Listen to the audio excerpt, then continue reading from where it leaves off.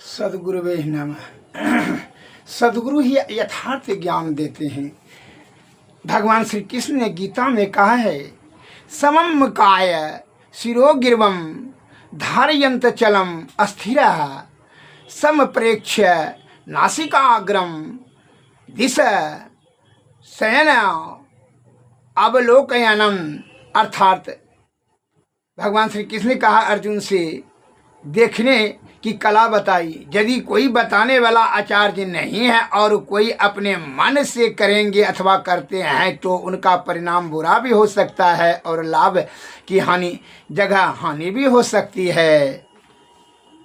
अतः इसलिए गुरु की अति आवश्यकता है। कैसे एक उदाहरण देते हैं। एक सेठ जी का अंतिम समय था, वह मरने वाला था। वह बेटा प्रदेश चला गया था। अब कागज में चिट्ठा में लिख दिया, वह मर गया। बेटा आया, वह चिट्ठा निकाल के देखता है कि ठंडे ठंडी जाना और ठंडे ठंडी आना और स्वादिष्ट भोजन करना और ऋण देना तो तगादा नहीं करने के लिए जाना, और जो है धन की आवश्यकता हो तो मंदिर के गुंबद से निकाल लेना। यह बात लिख कर करके वह जो है सेठ जी मर गया।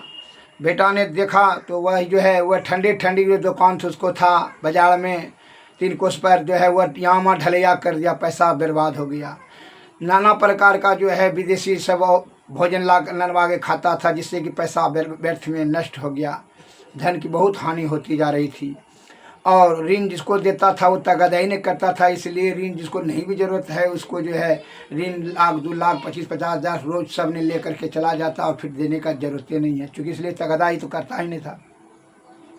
इसका सब धन धान्य सब चौपट हो गया। ये पूर्ण रूपेण से कंगाल हो गया। कहा कि पिताजी ने कहा है तो इसी के अनुसार चलेंगे। सब कंगाल जब हो गया, अब तो खाने के लिए नहीं रहा तो जो है अब क्या करे। ये भटकते भटकते जो है एक वृद्ध जन जो आत्मज्ञानी थे उनके पास पहुँचे। कहा देखिए पिताजी ने ऐसे कहा था और हम चलें तो पर भी जो है हम धन नष्ट हो गया। कहा पिताजी ने क्या कहा था कि ठंडे ठंडी जाना, क्या किया कल के दुकान यहाँ जो है ढलैया कर दिए।